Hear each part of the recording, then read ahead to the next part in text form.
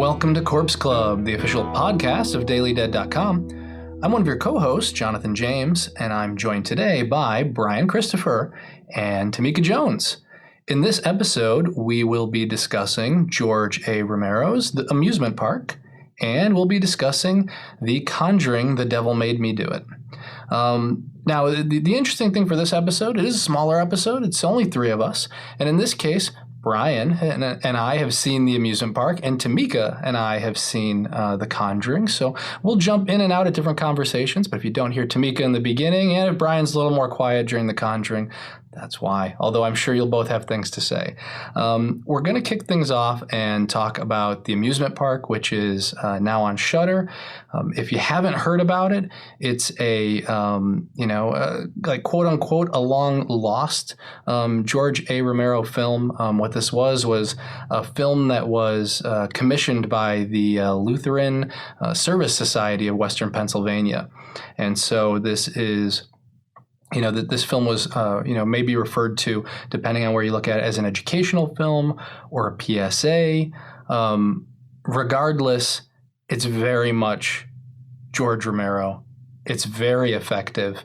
And I am so thankful that the George A. Romero Foundation, led by Suzanne Romero and many other people who are helping preserve the legacy of George Romero and get his work out to new audiences, that they put all the care in the world in restoring this, and like I said, and teaming up with Shudder and getting it out there, and now people are watching it at their homes, and so it's I have to say, and I'll turn it over to Bryan in a second, but given this is a film that's about elder abuse, and it's even having been produced in 1973, it's amazing how relevant it is today and how impactful, and especially given where we are in the world.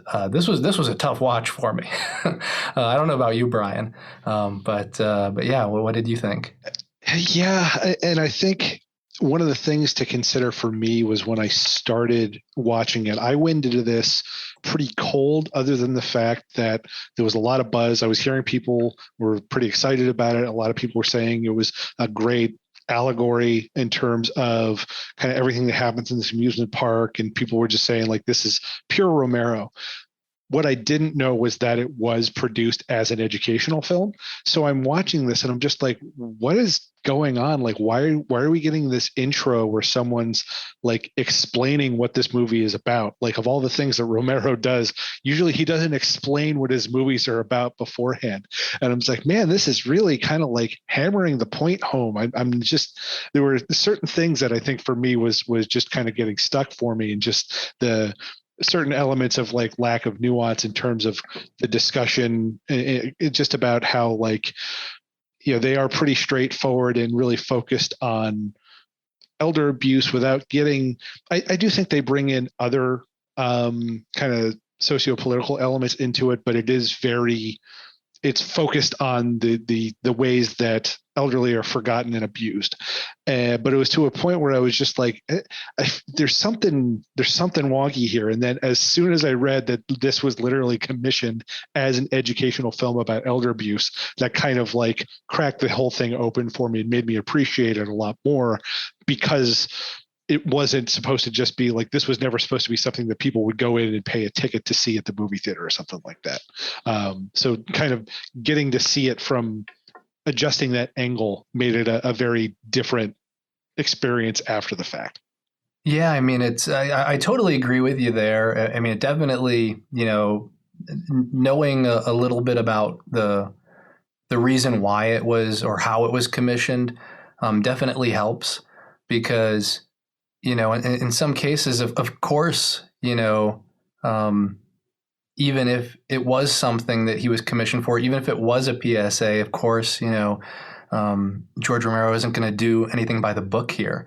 And, you end up with this, and he didn't even consider it a film, but, I mean, I have to say, I mean, for me, it's, it really is an effective film. And imagining that, it was 3 days to put this together, a lot of volunteers, and it has, and maybe not the network friendly elements of the Twilight Zone, but it has all of the weirdness, and then maybe that's even kicked up a notch. That this really is a disorienting film, so that as the main character is thrown from one location to the next or one situation to the next, it's also very dizzying to the audience. And I think what this does, I mean, I think this is effective in multiple ways, but I think what he set out to do is just to make it to scare you in some ways, to be like, you don't ever want to be put in a situation like this. So why would you put people in a situation like this? So I think, like I said, in some ways this was done to scare people. In other ways this was done to bring awareness to, there are elements specifically about, how maybe there's institutionalized elder abuse, but also about how, from a societal point of view, that, many people kind of look down on or don't go out of their way to help the aging population. And I do think that this is kind of, like I said, very effective in bringing all of that up in a way that doesn't feel preachy either. Yeah, like one of the things that I've been told more than once, and often, or not often, but like in the times I've heard it, it's actually come from women who have said that they get this feeling that as they get older, they become invisible. And I think that is definitely, I think it's true. I think acutely for women. I think it's also true, as shown here in the amusement park. I think it's true kind of across the board.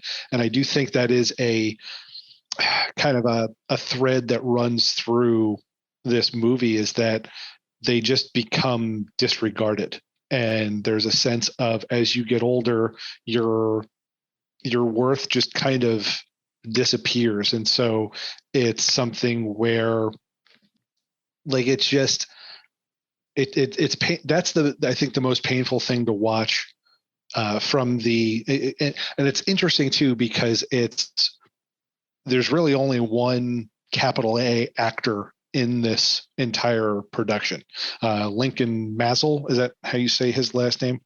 Yeah, I believe so. Lincoln Mazel is the only person who's like a professional actor in this movie. He would actually go on to a few years later be in another Romero movie, Martin, and I'm pretty sure he's wearing the exact same suit in both movies, but that's a different discussion. But everybody else in this movie, as he explains early on, is various volunteers from the community. This was shot at a now defunct amusement park in Westview, Pennsylvania, and the budget was only $37,000. And so I think the way they got around that was they used a lot of volunteers other than Mazel. Everybody else was a volunteer. They were people from local, like, aging community centers in the area. He even says, like, in the the little preamble he does, that some of the elderly people who took part, this was the most fun they've had in years. And I think that that's a very effective preamble when you then see everything that happens throughout this movie. And it's effective because I think, like you said, Jonathan, it's very visceral. It's taking a situation that you might just be looking at in terms of statistics or as vague abstracts, and kind of putting you in the middle of it.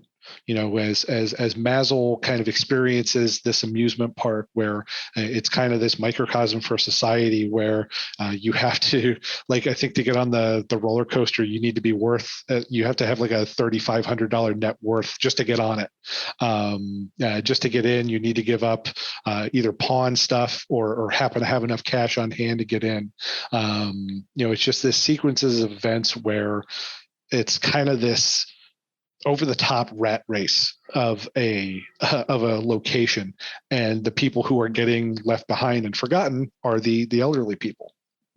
And I think that's for me where there is a little bit of a lack of nuance in terms of I think they touch on it a couple of times, but for the most part they don't really get into the fact that it's I'm trying to think of how to phrase this. It's focused on the way that we as the younger generation are forgetting, neglecting, and abusing the older generation.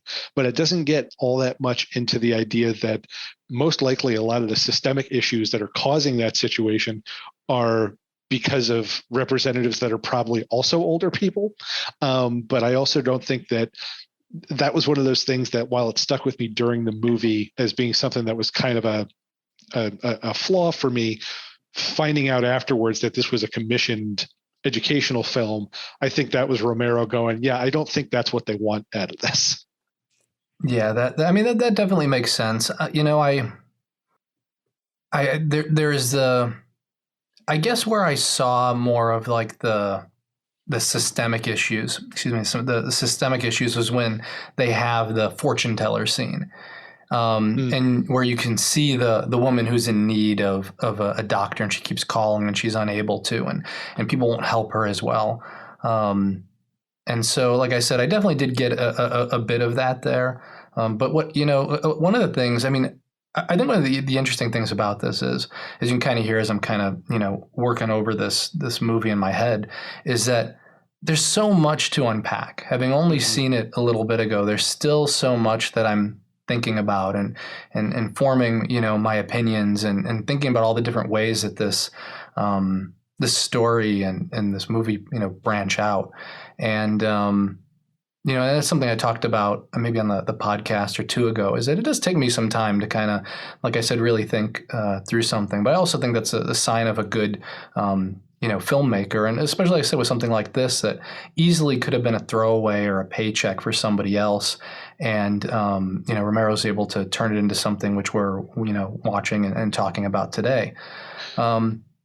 I do agree, because sorry, I was just going to say, like, if I seem like I'm kind of meandering from like seemingly disparate points, is because I'm in a similar spot where this is the first time I've really had a chance to really talk about it. And it's one of those movies where it just kind of begs that kind of conversation, even when you're just kind of talking to yourself out loud. So it's a movie that, you're kind of hearing me and Jonathan, from what I'm hearing, you're kind of having the same thing too. For you folks that are listening to this, you're basically hearing me try and unpack it as I'm talking, and stuff will kind of pop in that I'll remember as I'm just talking through some of these points. So I apologize up front if I seem a little meandering in terms of the points that I'm making, but this is that kind of movie that's just like, you kind of almost can't help but do that.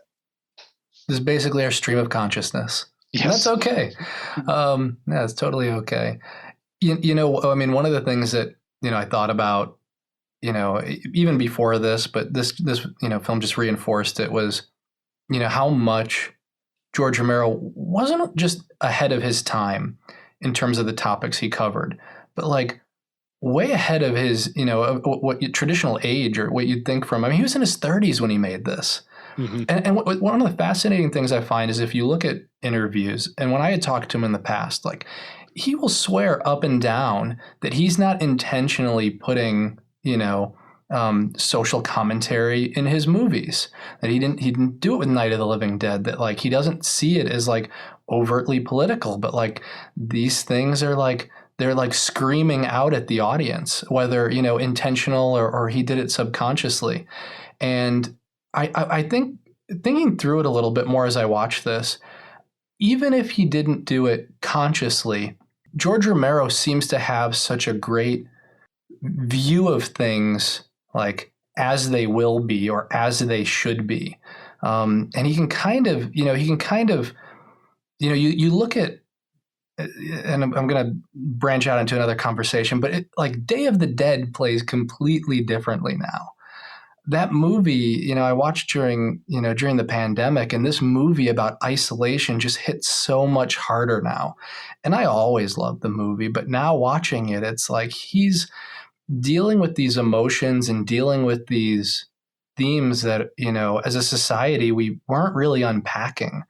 And we weren't ready for it. I mean, and you can look at, again, and obviously with the, consumerism and in Dawn of the Dead with, with race and, and the Vietnam War in Night of the Living Dead. And it's just like time and time again, like these stories that he wants to tell, even if he's not consciously doing it, they just echo through time. And they seem to be more and more poignant the more time passes.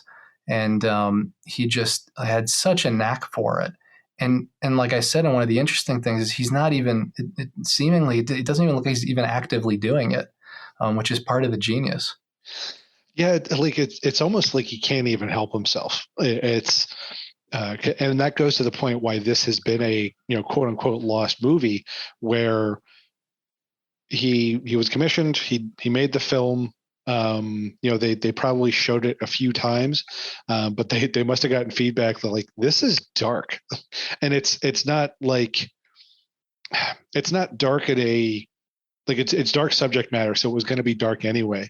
But the way he portrays this is, he's very good at eliciting empathy. Like it's a situation where like you're experiencing all of this stuff with Maslow's character, and I can definitely see this. I think the only question I would have is if this is what he made and this isn't what the Lutheran Society wanted, why did they go to George A. Romero? Because he made exactly what George A. Romero would make if asked to do an educational film about elder abuse. Yeah, exactly. And I have to imagine this wasn't, exactly what they were looking for. I mean, especially too with, as desensitized as we are to a lot of this stuff. But, back in 73, not so much. I can imagine some of this playing, to certain audiences like the dinner scene does, during Texas Chainsaw Massacre. Like there are unsettling images, the angle at which certain scenes are shot, the way certain scenes are edited to like I said, to kind of moving back and forth. I'm actually thinking about when he's in line to get into that rehab facility, and the way that they kind of cut that to make it seem more hectic than it really was. It's just, the camera's pointing at the different hands and the different people and going back and forth and forward and back of the line. And you mean when they're pushing him into the quote unquote fun house that turned out to be like a nursing home? Yeah, exactly. Mm-hmm. And and so I mean, there again, some people may not even be able to put their finger on it, but it's like there's something wrong with this. Like this isn't normal, even if they can't put it into words. I just from hearing the two of you talk about this film, I'm realizing something that I thought that our obsession with youth and was relatively like recent, at least in like since I've been alive. I didn't realize that this has been like an ongoing issue in our society for a much longer time. Is if they're commissioning like a PSA about how awful we treat the people as they age, and especially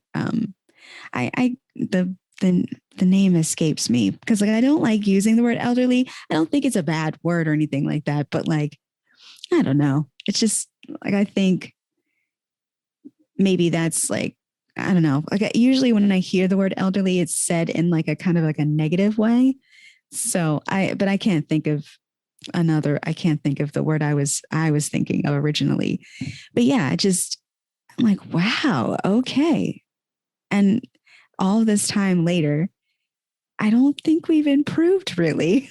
Like, I don't think, and I think the best to me, like the best horror films touch on societal issues, you know? And uh, so I think that if I watched this, I would be just as equally unsettled as the two of you are. Cause I don't know. Cause like, I do agree. I think sadly, we don't do enough to protect people as they age. And I love, Bryan, that you brought up how women feel invisible as we get older. Because man, is that true. And even, I mean, I know I'm not like, like older, like as I say, of a particular age. I'm not of a particular age, but like you do definitely see it. Like, because I definitely know there's a difference from when like I was in high school and even in my 20s, how you feel like you can tell like you feel pandered to. And then once I hit 30, it's like the pandering kind of stopped. And definitely once you get to like mid 30s, like, oh, y'all don't care at all. Okay. It's like, oh wow, that hit me. It's like, that hit different there when you said, oh, you feel ignored. Like, ow, Bryan, that hurts. Yeah, I think probably one of the most depressing things about this movie is that literally nothing in it is dated, like except maybe the fashion. Other than that, every single thing discussed, I would say, is still relevant. Jonathan, would you say that's the case? Yeah. I mean, 100%. I mean, like I didn't know how much I was going to talk about it, but I mean, this was a tough watch. I mean, I lost my grandfather 6 months ago, due to COVID, and we have lost like so many senior citizens who are more susceptible to the worst version of COVID. And I think one of the tough things too for me watching it was just like comparing it to, and again, that's why I say like, like Romero didn't, I mean, he didn't even know how bad it was going to get. Like it's worse now than what he was portraying in that movie, because we saw, and I will caveat this with, there are tons of good people out there and organizations that are working to, to help the elderly, that have been working to, fight to help people during COVID. But we also just saw so many people that were like, oh, it's only affecting your grandparents, or it's only affecting older people. Like it's an old person disease. And I saw people on social media joking about being grandma killers because they were out without a mask. And it's like, and then watching something like this, it's like he called it, like we've been talking about things like this and how important it is for decades. And yeah, so it was definitely a tough watch. I would be interested to know if when he made this, he thought it was like at the time, would this have been a heightened, exaggerated version of the way things are? Because if you look at it now, it's on the money. It's exactly how things are. Like it is not nearly as exaggerated as I think it was meant to be at the time. And I think the biggest part of that is the discussion around healthcare, especially healthcare for the aging, where there's this whole sequence, and I think this goes back to the fortune teller sequence. It's a younger couple who is kind of looking at, how are things going to end up for us, and it's such a depressing thing because it's skipping after what was probably a lifetime of these two actually staying together. It's them as an older couple, and they can't take care of themselves because they can't afford it, because healthcare is just insane and completely broken. And watching that, knowing like that it's only gotten worse at this point. How do you save for your later years when, like, I've had people in my family who retired with like six figures in the account, or went into an assisted living community with six figures in their account that got them maybe a year and a half before they then had to go over onto Medicare or Medicaid. It's so it's so on the money, and which is so depressing. There's this whole scene where during that whole fortune teller sequence, the woman is trying to call the doctor and she's being ignored. And at first if you look at it on surface level, like he's just kind of being very flippant and ignoring her, until you kind of realize what's going on in that office is he's surrounded by people who need to talk to him. And he's prioritizing, and for him, he's basically, the people who get dismissed are the poor elderly couple. And that's kind of the way things are, because things are so dire where, people from every age bracket are in desperate situations when it comes to healthcare, because it's so broken that people get left by the wayside. And often, unfortunately, that's elderly people. Yeah, I mean, there's so much, and again, having dealt with some of this with my grandparents, with my wife's grandparents, there's a lot of red tape, and if you haven't taken care of this stuff ahead of time, and you get older and you get sick, and you're not in your normal mental state, it's hard to make heads or tails of what you should really be doing, and of course. For people that, have relatives that are able to help, it makes things a little bit easier. But it doesn't fix the overall problem, which is that this is, especially if you have, and like I said, an older relative, there's an emotional tax on everybody. And it definitely is an emotional toll on everybody. And it's like I said, I don't have an answer to all of this, but it's just, like I said, a shame after watching this. I had a similar, thought that you did, which is that not a lot has changed, and in some cases things have gotten worse. And it's also in a case of Romero can't help but be Romero. This is a movie about elder abuse. It's commissioned to be a movie about elder abuse, but some of those socio-political aspects can't help but work in there, because if you look at, a lot of what you'll see in this amusement park is there are people who have access to the best rides and can actually, enjoy the food and, enjoy everything that this park has to offer, while there are certain people who are shoved off to the side and are forced to watch them enjoy it. And what you'll notice pretty quickly is that most of the people who are forced to watch from the sidelines are Black. And I'm sure that would be another situation where if Romero had been asked, he would say that was not a deliberate decision, but damn if he doesn't keep making those decisions, subconsciously, and in a very pointed way. Yeah, for sure. Yeah, that's definitely something that stood out to me as well. Interesting.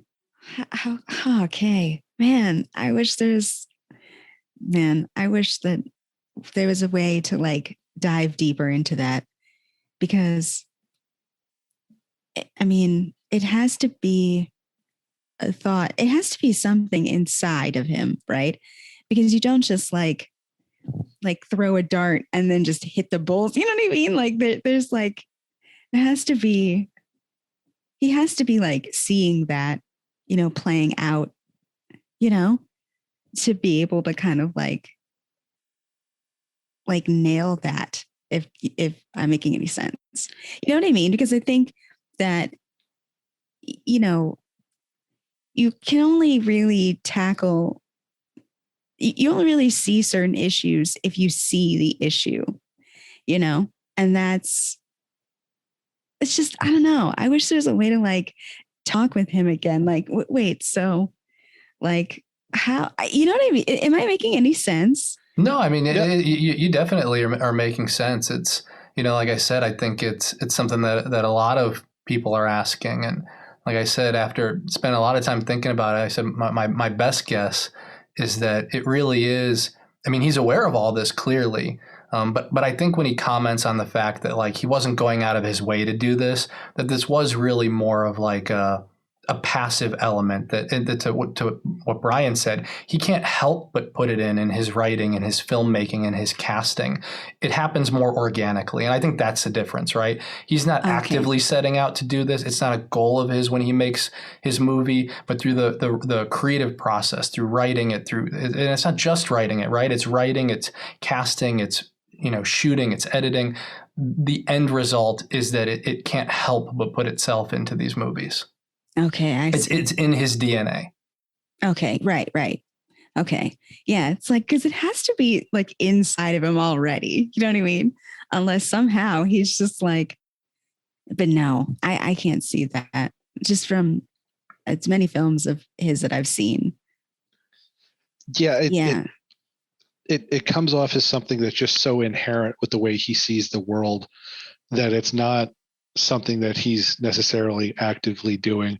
I think to a certain degree, I can't see, it's that ongoing discussion of how, like, it always comes back to Night of the Living Dead and how casting Dwayne Jones as the lead, it's always that conversation of, oh, well, that wasn't an intentional thing. He's just the best person for the part. But there's no way you don't see how that so dramatically alters and elevates the film.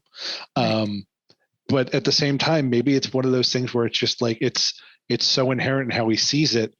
He sees it without like actively reaching for it, which in a way makes it that much better, because it's, you've seen instances where us white people try and like deliberately weave in any kind of like racial discussion, and just how badly we screw it up, because we're trying to like cram it in, or we're just doing it from a place of like, we want to be having this discussion, but maybe we don't really inherently know the discussion that we're having. It's much better to be coming from, well, ideally, obviously, it's much better to be coming from Black writers, Black creators, people who, hopefully will finally start to get more opportunities to do that moving forward. But, if you're going to have a white person do it, it seems like Romero was someone who was just doing it because that's genuinely how they saw the world, and weren't trying to like make a point, as white people can only so helplessly screw up when we try and do that. Romero, you genius, you. Huh. I also, can't help but, think about like how prophetic this movie was when it comes to, Romero's own career and how he viewed himself towards the end of his life, which, it really is such a shame. Is that, he does, what you see in here is talking about, people being forgotten as they get older. And, and what we did see was that, George Romero had such a tough time getting his projects off the ground if it wasn't a zombie project. We know he was someone, looking at his filmography, it's easy to tell. He's someone that had many different stories to tell and many different interests. And, as popular as the Living Dead movies were, he just wasn't able, like I said, to get a lot of his other projects made. It'd be like, hey, well, what's, can we get a zombie movie? And so, so I think that was certainly something that was tough. And then, hearing from Suzanne Romero, and, she talked about it in a recent interview with Heather on Daily Dead, about how, he didn't think anybody would remember him. He didn't think he really contributed anything, and didn't realize, the impact that he had on so many people. And so, I really think that's, another reason why I'm so happy that this movie has been rediscovered by so many people and has been restored. And we have the George A. Romero Foundation that's going strong, is that, he's such an important part of filmmaking history, and his contributions are so huge, and he didn't even realize what an impact he had. That his impact will, go on for decades and decades, and people will not only,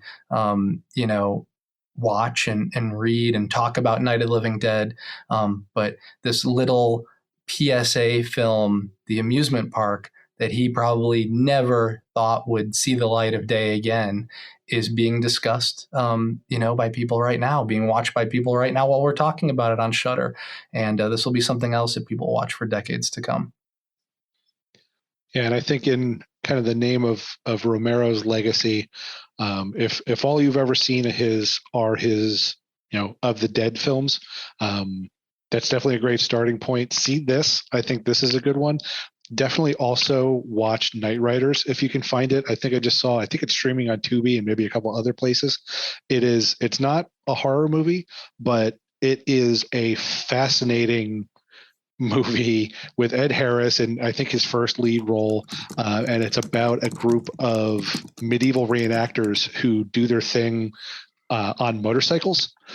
So it's a very kind of wacky on paper premise, but it's one that, because it's Romero, he injects with a lot of commentary and a lot of pathos, and it's very, very good. And I highly recommend it for anybody who's interested in branching out in their Romero filmography. Yeah, I mean, there's so many, and yeah, I'm totally with that recommendation.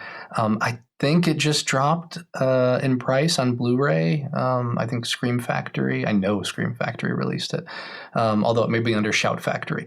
And then I think there's a 4K coming. I think I saw some news about that, so it's nice to see those get restorations as well. And then. Something else I'll mention too is that keep an eye out for local screenings of Dawn of the Dead.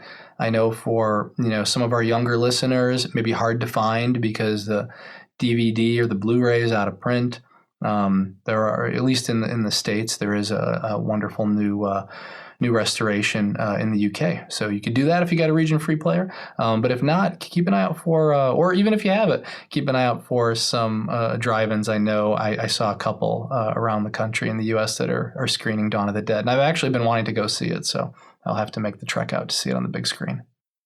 Tamika, any Romero suggestions beyond the Amusement Park, Night Riders, or the Of the Deads? Yeah, I was trying to think while you and Jonathan were discussing this, because I had never heard of this before. And so I was thinking like, okay, I've got to watch this, even though I think it'll make me very sad, but I'm just so intrigued. And I just love Romero films. And whenever anyone mentions like, a film I haven't seen or heard of before, I'm like, okay, write this down. Because he's always been, and I hope this doesn't sound insufferable, but like auteur. He's like just such an auteur, and like everything that he makes, it's just, you can see his like fingerprint on it. And I really enjoy his perspective on things. And so I was thinking, okay, so what is like a Romero film that's not like, and not to discredit those films because, absolutely not, but just like a non like Of the Dead film that I've heard people like suggest or like talk about recently. But like outside of this, I don't like, nothing really like comes to mind, because I think a lot of his Of the Dead films get pushed so much and they're talked about, for very good reason, that like I don't really hear too much chatter about like his non, like zombie films. But Night Riders, it's called, right? Night Riders. Mm-hmm. Okay, I wrote that down because I hadn't heard of that. And I love, how I love Tubi. And I'm like, what? There's something on Tubi that I haven't seen. Oh, right. So I have those two down. So I apologize that I don't have a good recommendation.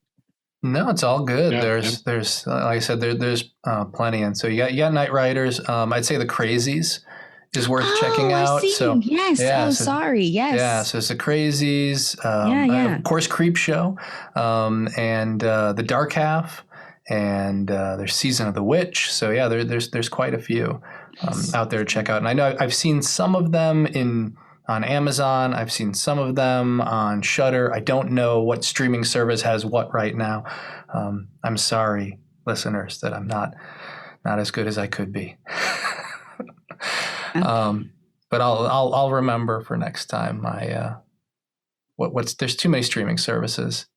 Right? I can't. I'm not even going to continue at that. I will not remember. And I haven't gotten to Tubi yet. I know I'm probably the last Corpse Club holdout on Tubi, and it's just because there's too much on other services. But I'll give in. I will be on Tubi soon. And I will say there's one of Romero's filmography that we haven't mentioned yet. I am specifically not bringing it up because it is going to be on an upcoming Let's Scare Brian to Death. So check that out I think it's going to be in July. There will be a Romero movie featured, one that we have not brought up tonight. I almost spoiled it too. I almost said it. Oh, I'm so intrigued. I'm so excited. So we'll leave it with that, and we're gonna switch over to The Conjuring. The Devil Made Me Do It. It is the third of the Conjuring films. It is, I don't know what film it is in the entire series, seventh, maybe more. There's a lot of them. But The Conjuring, The Devil Made Me Do It, it is now on HBO Max. It is in theaters as well, but this is, since HBO did that hybrid deal, you can see it either way. And so in my case, I saw it in the comfort of my own home. And the difference between this one is, the big difference is that Michael Chavez directed it. He directed La Llorona. And he is taking the reins on this from James Wan, who is still involved in terms of the story, and he produced it.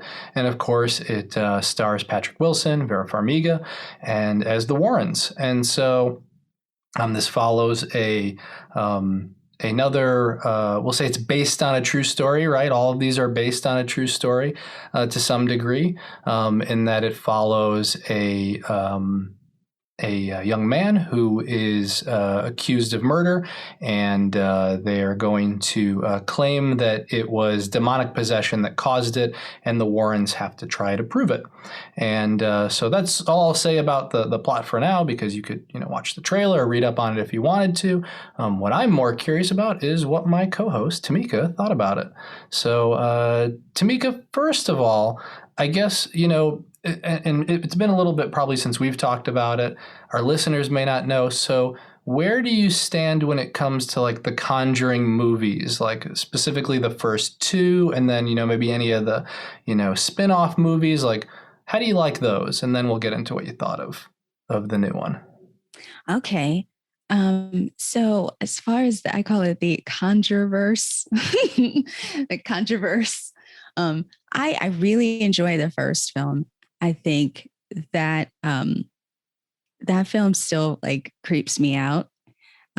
When I've seen it, I've watched it with people who haven't seen the film before, and it still creeps me out. And there's certain moments that still like I still have like a genuine reaction to, and I really thoroughly enjoy watching the first The Conjuring.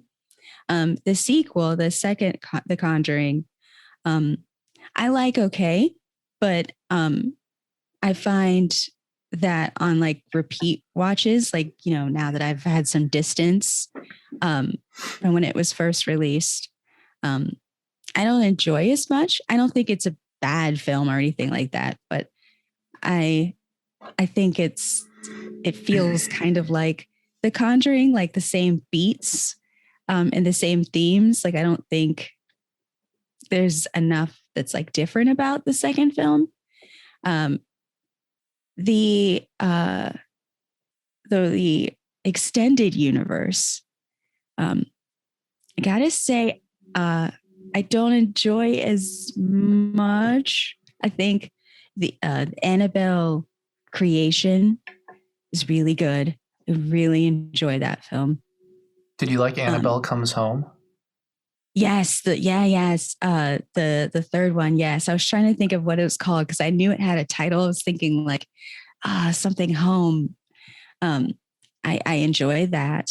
That was my favorite of the spinoffs. Yes. Easily. That one was a lot of fun. Yes. And it also had the Warrens in it. True. And I definitely think that they are definitely a step up from the first Annabelle film, which I I think is from, no, I don't think it's the worst in the Controverse. It's sort of like in the middle. Yeah. So like The Nun, not a fan of. Okay, so now I have to ask. So then what's in the bottom of the list? What one do you like the least? I okay, so Annabelle is not at the bottom. It's like second from the bottom. So like, oh no. So Annabelle, I said, was in the middle, right? Then we have The Nun. Oh, I'm nervous because I don't want to mispronounce this, but The Curse of La Llorona? That's okay, or La Llorona. Either way, that's on the bottom. But you know what? It's not necessarily. There's been talk online about whether it's an official Conjuring movie because we know it ties to the Conjuring universe. But Warner Brothers says it's not an official Conjuring movie. That doesn't mean that you don't have to tie it in. But really, okay, they're gonna have to tell that to Wikipedia because it's listed as one of the Conjuring universe movies on the Conjuring universe page. I don't think they're gonna try to they'll try to hide it, but yeah, it's a Conjuring movie. So that's on the bottom of your list. Yes, I was practicing, so I was like, okay, because I know like from I know that when it's like two L's together, it's like a E sound, So I was like practicing it in my mind, like, okay, you got this, and then I got nervous. It's like a Y, like like Yamo, like Mayamo. Yeah, like my name. Yeah. So I was like, oh, here we go. I'm gonna. Oh, it's all good. So. Okay, so kind of know where you stand. So I'm gonna. So it's 8. So The Conjuring 3 is the 8th one, right?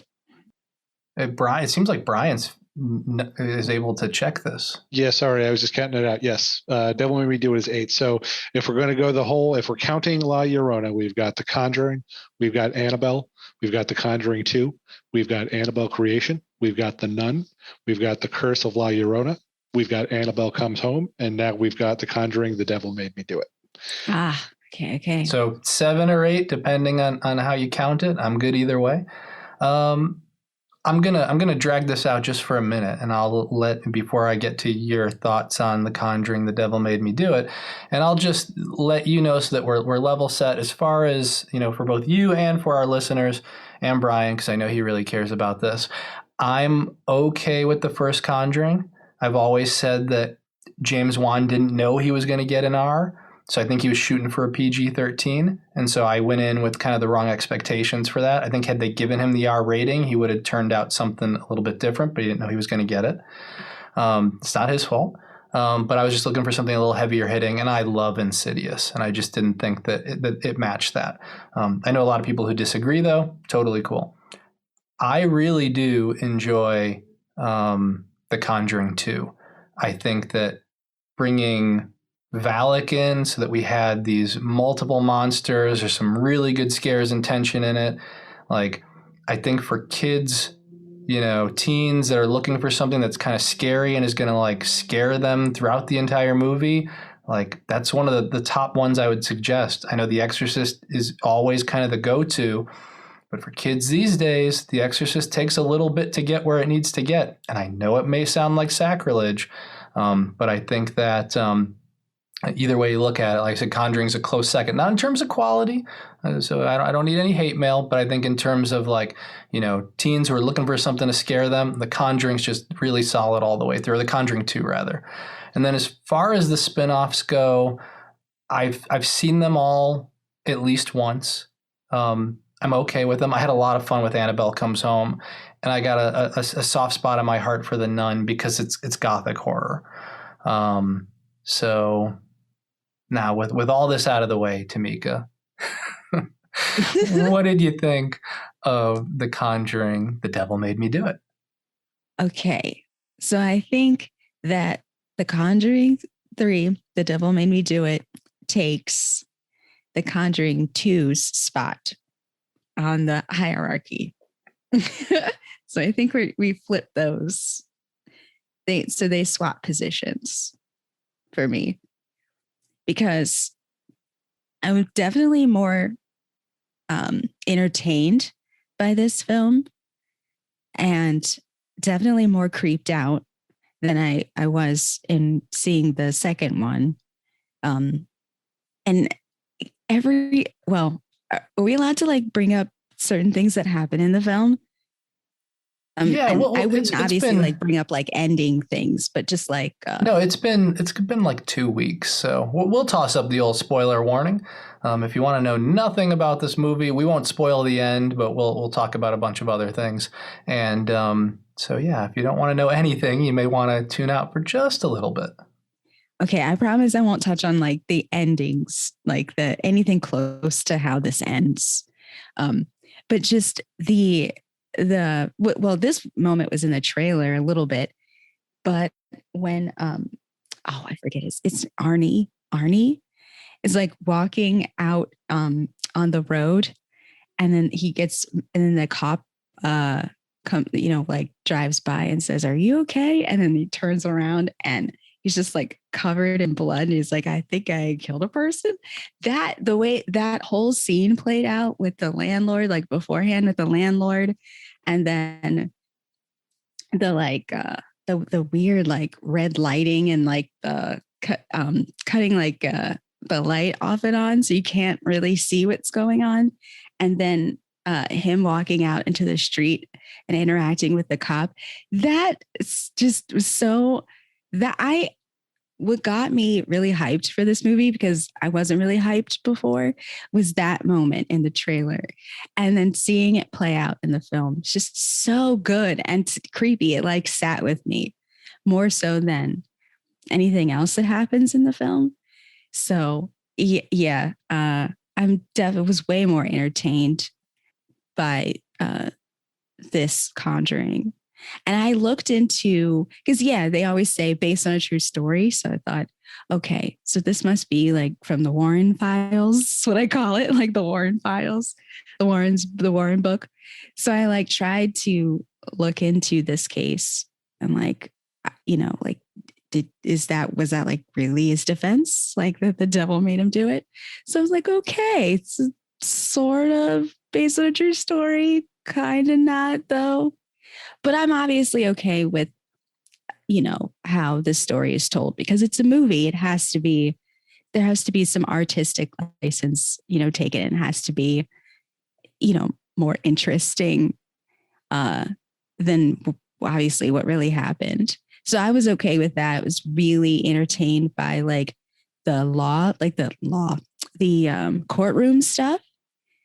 Like I normally don't like that, like courtroom procedurals, but I liked how they wove in the Warrens more into, this story, because obviously they're not really like trying to prove whether or not like he actually was like possessed, But I like that in the movie they weave that into it, because I like the movie version at least of the Warrens. They're so sweet.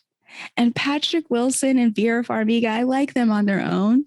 And so together, I'm just like, it's like when you put two glazed donuts together. And I don't really like anything in the middle of my donuts. So it would just be two glazed donuts, like a glazed donut sandwich. How do you not like that?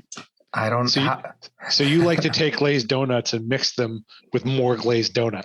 Yes. I like your style. I like the way you work. I mean, this should have been on the trailer quote. Because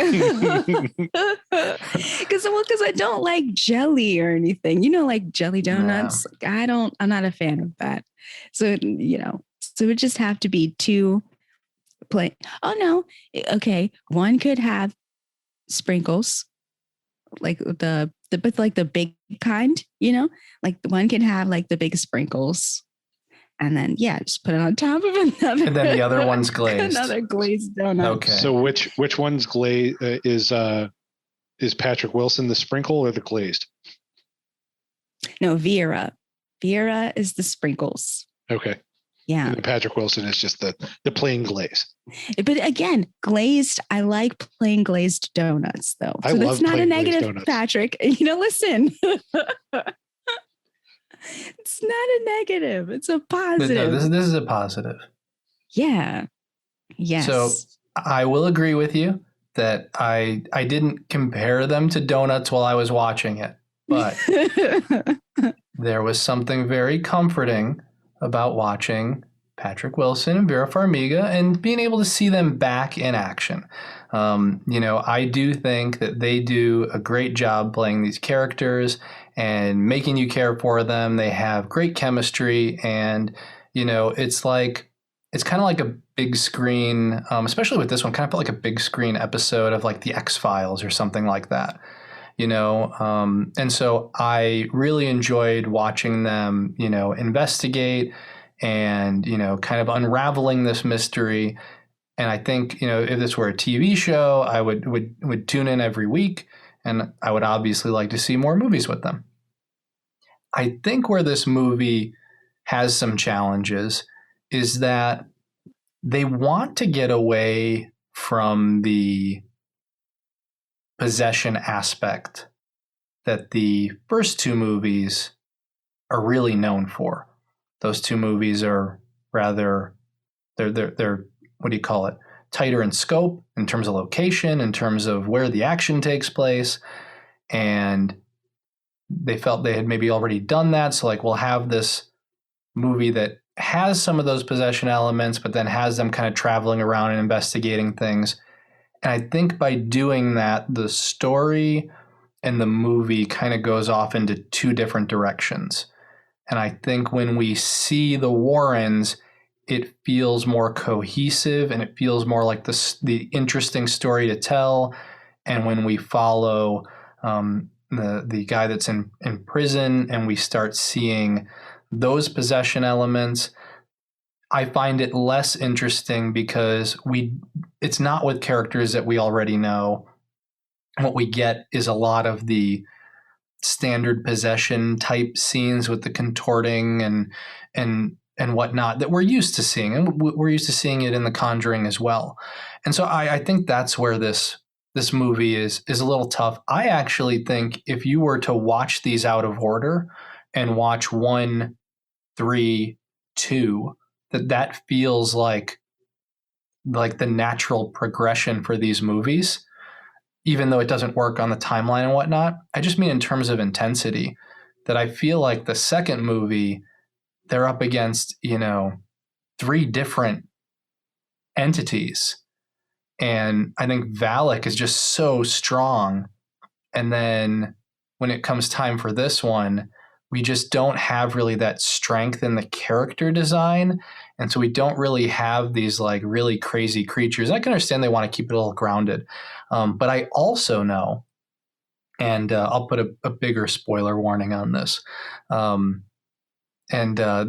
director said that they had the intention of having having a demon that was going to be a bigger presence in the movie.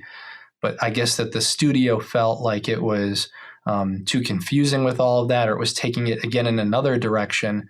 So, that's a tough part of filmmaking, right? You may have this wonderful idea in your head, and maybe by the time, it gets to the editing bay, it ends up on the cutting room floor. Maybe because you thought it wasn't going to be good. Maybe because the studio's like, hey, it doesn't work. And you're like, oh, but I love this thing. And it's like, nah, we're going with this. It happens. And I'm not sure what the case was for this, to be perfectly honest, but that's part of the magic and the craziness of filmmaking. And I guess to further illustrate that point, I know I've said it before, but for those that don't know, that Valak was a late addition to The Conjuring 2. James Wan had filmed the movie, had this idea for Valak, and then they brought those scenes in. It was supposed to look, the demon was supposed to look different. Now you have this nun, this iconic nun, and and the rest is movie history. And so this movie had a lot to live up to. And I think in a lot of cases, it's able to to fit in well with the Conjuring universe. It's just I don't think they maybe reach the heights of that second film. But that's just my opinion, because I know, like I said, a lot of people that like the first movie more than the second. So again, you may see this and be like, it's my favorite. And I think that's what's cool about us being able to watch movies and have different opinions, is that somebody may be like, this is my favorite of them. Somebody may be like, it's my least favorite. For me, it's this somewhere in the middle. I totally understand the thought process behind the studio saying, well, that might be too confusing, because there's a lot going on in this movie, and there's the curse, which I don't know if we're going to get into that, but I had my issues with that, the way that was executed. So I get, if you're a casual moviegoer and maybe you've seen all of these films, or maybe you've seen a couple, or maybe you've just seen the Conjurings, because I think that's the mothership, like the flagship, the headquarters of the Conjuverse. So, if you've seen any of these films, it's most likely the Conjuring films. So it could get kind of convoluted, because there's a lot going on. There's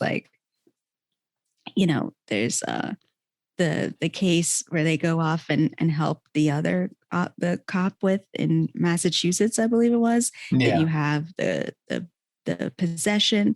Then you have the curse, and it's like, oh no, there's too many pots on this stove. Something needs to hurry up and get finished, get cooking. Yeah, so get taken off the stove. It's a tough story. Like I said, I think especially if you're, like I said, going to do, and I say this understanding that I don't necessarily want another story in a house. And so I know that I'm contradicting myself in a way. Like, it's easier to make a movie in a house, but I would, and I guess what I'm saying is I'd rather them try to do something different like this and maybe not knock it out of the park 100% than to just give us carbon copy house movies. Because right. I do think that The Conjuring, we'll say, like, as a brand name, is really strong. And what I would love for them to be able to do with it is make some smaller films and allow filmmakers to experiment.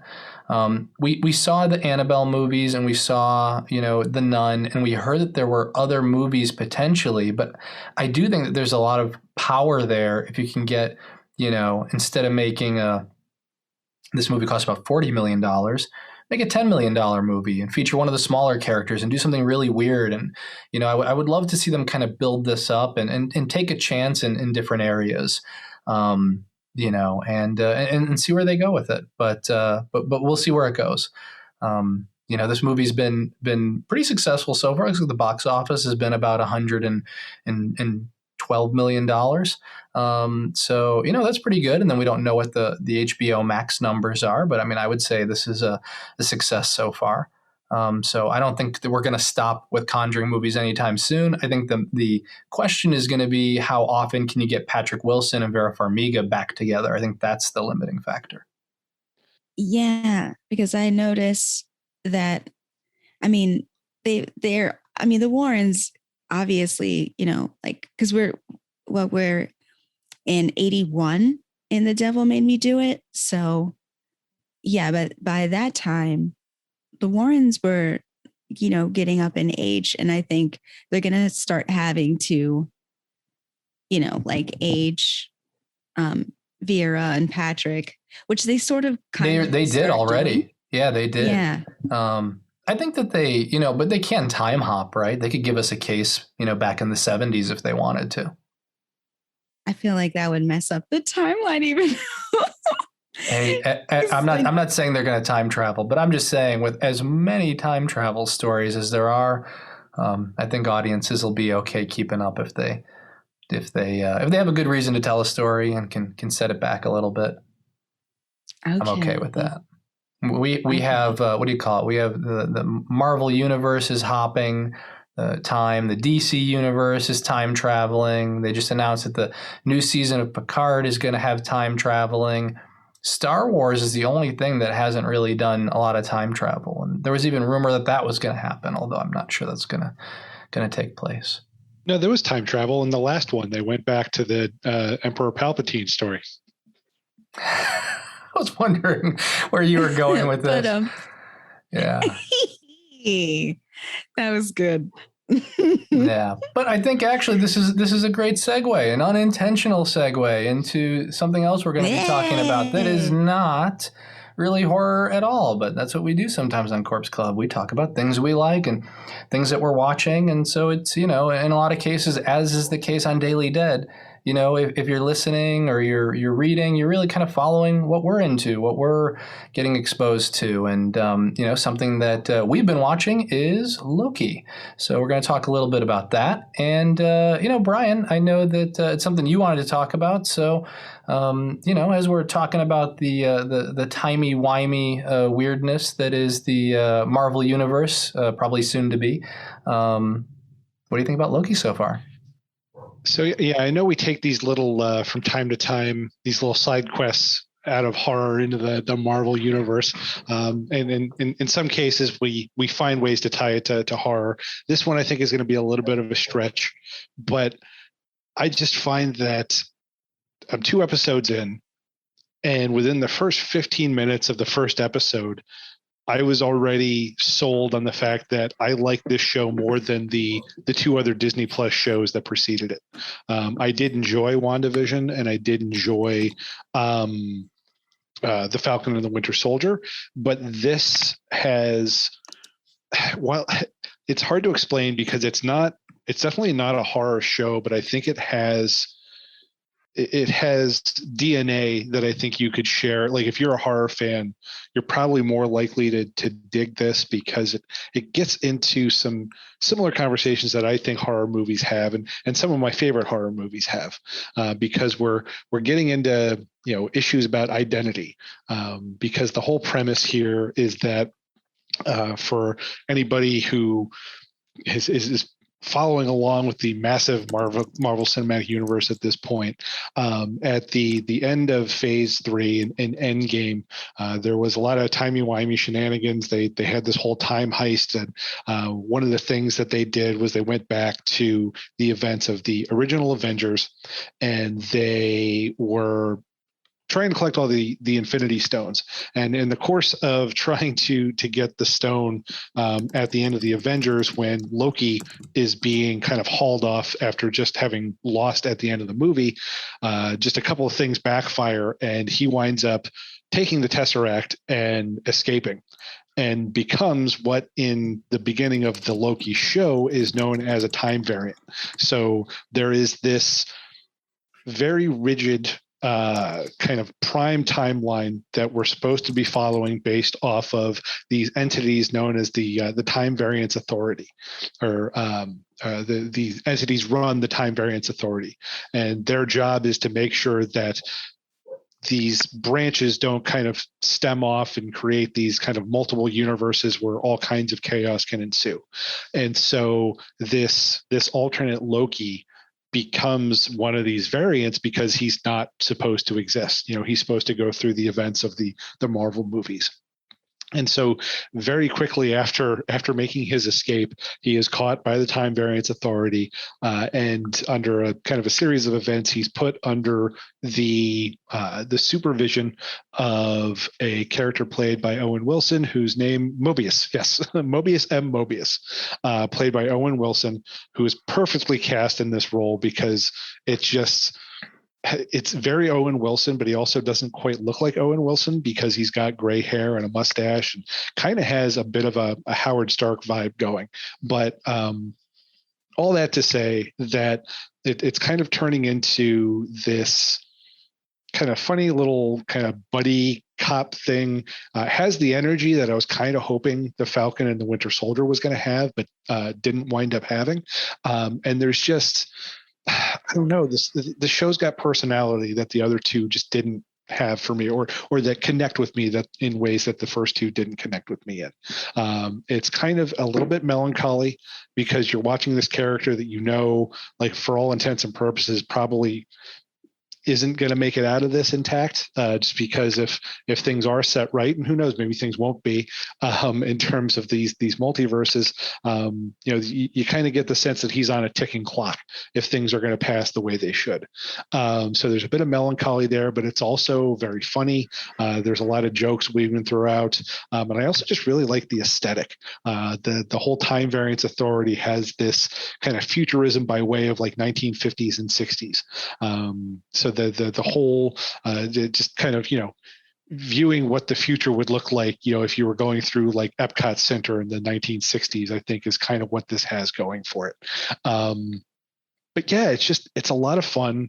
I really, and I'm a sucker for a good redemption arc. At this point, I think Loki's had several, but I keep coming back, and I think this one's a little different, just because it's cumulative, because it's taking into account, like he's only.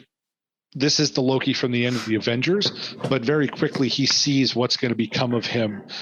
So it kind of very quickly kind of wipes away the potential for kind of getting caught in the weeds on having to get him caught up on what's going on. I think they do a really good job at kind of shortcutting through that, but also letting this be a bit of a different kind of new Loki that I think brings some interesting stuff to the table. So I don't know, it's only 2 episodes in out of 6 episodes, but I've got a feeling I'm going to be on this one for the whole ride, because it's been a lot of fun for the first 2 episodes. I'm with Bryan that okay, so confession time. I feel like I've done this.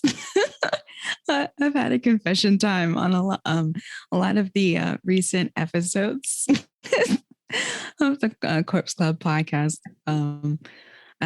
So in tradition, here's my confession for this episode. I watched all of WandaVision, and I really enjoyed that, because I like that it was different, because it was, it was kind of going through the different, eras of like sitcoms, and like I'm a fan of like Bewitched and like that kind of, I Dream of Jeannie and stuff like that. So I thought it was cool, like that spin, like that take for that show. But I kind of didn't finish The Falcon and the Winter Soldier, so I kind of dropped out of that one. But Loki, I'm going to stick with, because I agree with Bryan. It's a lot of fun, and I like how like different the show is. And I think from WandaVision, I think this is going to be my favorite show of like the Disney original shows, the Marvel stuff. I mean, I'm only on the first episode, but I can tell just from, watching the two series. Loki has always been secretly one of my favorite characters. He's just like, I enjoy like just the like trollishness and like unpredictability. Obviously, he's not a good, demigod. But I'm just, I just want to say that not a good, obviously not a fully good character, but he's still fun. And I think that, he has grown. There's some character growth. And so it's just fun watching just his shenanigans. And I actually had to do a double take, because I knew that Owen Wilson was going to be in this show, but I didn't recognize him. Like, I was like, wait, because everyone, the meme, oh wow, like wow, that was a good Owen Wilson. That was pretty good. Wow. That, like, there's none of that. I'm like, okay. Yeah, they're letting him do something different, and it starts with the look, but I think it goes to more than that. He is almost, because you're so used to that, oh wow, Owen Wilson. Yeah, seeing it like this it's very different, but I'm loving it. Yeah. So I'm excited. I hope he pops in and out of this because that would be good for him. I'm just happy to see him in anything again, really. It's been a while since I've seen him in anything. Not to say that he hasn't been working, but just like me personally. So I'm like, oh, yay. Okay. He's got like a different, I love that. I love to see actors be able to, step outside of, what they're like, what people are used to seeing them do or what even they're used to doing and like doing something else. Like when, was it, yeah, Robert Redford is in The Winter Soldier, the second Captain America movie. Yeah. Like, oh, look at you, Robert Redford. Damn. Like, I don't know. That's my weird thing, I guess. So wait, so there's 6 episodes? Yes. Okay. Or there's going to be. Only 2 have been released. I love so far. that too. Love it. Netflix does a similar thing where there's really like, I think their cap is usually 8, maybe 10. I'm like, yes, okay. So I can get through this. I can binge it if I want to. Yeah, I'd rather see 6 really good episodes. Yeah, for sure. I mean, what really surprised me about this show, and actually in all the Marvel shows, is that if you're a Marvel fan, like, this is required watching. Like, remember, Brian, we were talking about like how many X-Men series were out with the new X-Men series, and I'm like, yeah, well, you said there was like 10 different like variations of the different titles going around. Yeah, and if you want to get like all the little side stories and all the backstory on the characters that may inform what happens, on another series, or if you want to, like, when they have their big events, you got to get every issue that's a part of the different series. And that's kind of what I feel like they're doing here. Certainly, you could tune out, and I know, if you just wanted to watch the movies, like, that'll be fine. But like, they're setting up some big stuff in these in these TV shows. We'll see where we end up in 6 episodes. Spoiler warning if you haven't seen any of this or you don't want to know, but like, there's no way this stuff doesn't tie back to Multiverse of Madness that they're doing with Doctor Strange. Same thing with WandaVision, and where she ends up, like, she's a different character by the time she's going to be in Doctor Strange. We got a Spider-Man movie, and we know they're dealing with characters crossing over. So I have a feeling that these time streams aren't going to hold, and this is going to be the big, there's going to be the Infinity Stone style storyline that we're going to be dealing with for some time. Meaning, like, there's going to be some undoing of things. I mean, I just think that time is kind of an easy way to address some of the things that they need to do. So if you have like this, essentially like a time war, you could, bring in the Fantastic Four without giving them an origin movie, or you could float in, the entire like island of Krakoa and bring in the X-Men without having to set them all up. One thing that Marvel's been, trying to get away from, and we saw they did it with Spider-Man, is they didn't, show us how Spider-Man, became Spider-Man. We didn't get Uncle Ben. And so, I kind of do like at this point, we can't have an origin movie for everyone. So messing around, we know we have this sacred timeline, and there's a lot of questions already, like, why do we have a sacred timeline? Why is this one sacred? Like, what does it matter? And I'm sure it's not like a black and white answer, or black or white answer, I should say. And so I'm just curious to see how they're going to use it. But I'm assuming in fun and unexpected ways. Yeah, this is definitely one that feels like it's going to have a large ripple effect for the way the rest of these movies are going to go. And exactly like, we were talking about that offline, that the multiverse is going to be kind of the infinity stones of this set of phases, however many that is. Like, I don't know if they're going to keep with the formula. So is there going to be an arc that covers, 4, 5, and 6, similar to the way the Infinity Stones did 1, 2, and 3, or it'll be interesting to see if like they stick to that formula, or if they're going to mix it up a bit. I'll also be interested to see to what degree, like, business considerations come into that?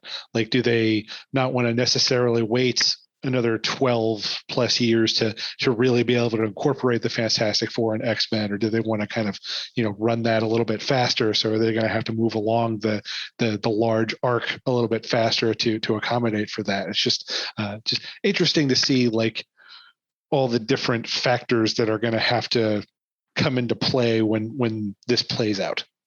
Yeah, I mean, Fantastic Four is already queued up. It's been announced. Mm-hmm. So they're bringing them in. Like I said, I'm just curious to see how they'll do it. And then also, because we talk about a lot of horror here, it'll be interesting to see how they do Blade. But I really am interested to see how they do it. I mean, because you're bringing vampires into the world. We don't know there are we haven't seen a vampire in the Marvel universe yet. So is that something they pull from another timeline, or how do they deal with it? So I have all kinds of questions. Well, what about? I mean, they're hinting at kind of bringing in. Is it Morbius? Is that the one Jared Leto's going to be? That's kind of vampire-ish. I can't see that being the entry point for Blade, but it'll be interesting to see, to what degree are they looking to bring all these elements together, because I know it's, there's MCU and then there's kind of Tom Holland, Sony movies that are in the MCU, but then there's these other kind of satellite movies around it, like Into the Spider-Verse, like the Morbius movie, like the Venom movies that aren't quite in the MCU, but it looks like they kind of want to push them that way. So it'll be interesting to see, like, how far this reach will go. Yeah, I totally agree. I mean, right now as it stands, like, as far as the average person knows, there is that separation. So you do, I mean, with the character of Spider-Man being the one that floats between, but, like, we're not going to get Venom in an MCU movie yet, again, as far as we know. So they are, like, Sony is trying to build out their Spider-Verse, and they're going to spend, a lot of time kind of mining that and bringing characters in. We don't think they're going to mix, but they didn't even know that they were going to definitively get Spider-Man in Civil War. They were planning, reportedly they were planning on bringing Daredevil in case they couldn't get Spider-Man. So, like, they weren't sure they were going to get him even when they started filming. Which, oddly enough, I've now heard rumors, or I don't know if this is rumor or just fact, that they might be bringing Daredevil into one of the Spider-Man movies, or the next Spider-Man movie. Yeah, I have heard the rumor. It's I'm not sure. Yeah, I'm not sure if they had, like, and I don't want to spoil things for people anyway, because I don't want to spoil future movies, but, like, there are set photos that people have seen, and eyewitness reports from people who were, like, saw filming of certain characters that are going to be in the new Spider-Man movie. But I don't know. I can't recall if Daredevil was one of them. Be interesting. I'm interested to see how it all shakes out.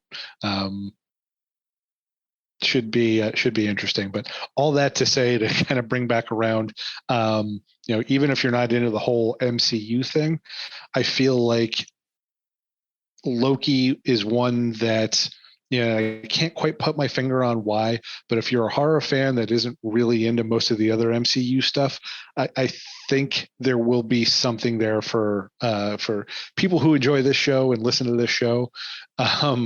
Loki might be something for you.